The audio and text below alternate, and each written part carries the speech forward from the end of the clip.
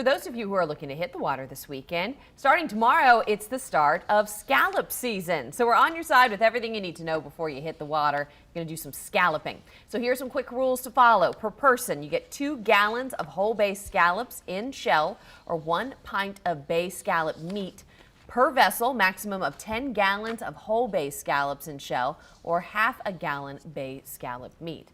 And standing by is our own scallop enthusiast. We have meteorologist Lauren Rautenkranz. So what are some safety tips if this is somebody's first time to go out and scallop? Is that you? I love the photos. Oh, that's me. That's Maddie. Oh, girl. look at baby Maddie. The boat was off, folks. That's why she doesn't have a life jacket on. Look like you I'll got say burned that out too, there. but- Look at your face. Yeah, I mean, that is full summer vacay Lauren, guys. Wow. Backwards cap.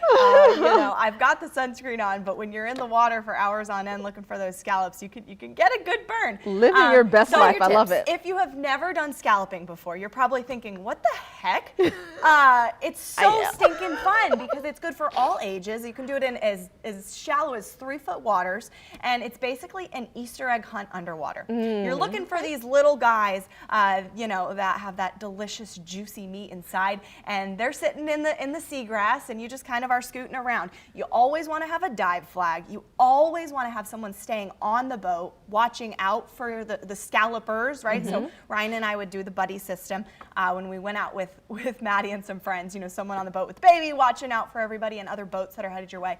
And if you're in the water scalloping, you know, just make sure you're keeping an eye on how far away you get from the boat, because you can be scalloping, you say, oh, I got one, and you just keep going, and then you realize that you're super far from the boat.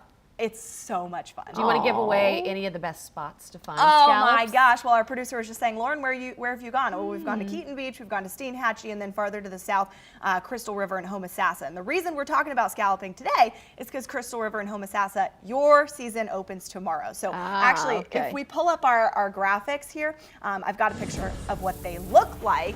All right, so underwater. So Steenhatchee, Keaton Beach, along that, you know, big bend of Florida, we've already seen your season opened up June 15th. But if you're taking a trip out there, this is what you'll see underwater with the snorkel gear on. And they're about, what, this big or so. And you just scoop them up, you put them in your little mesh bag, and you go on about snorkeling, finding some more, okay?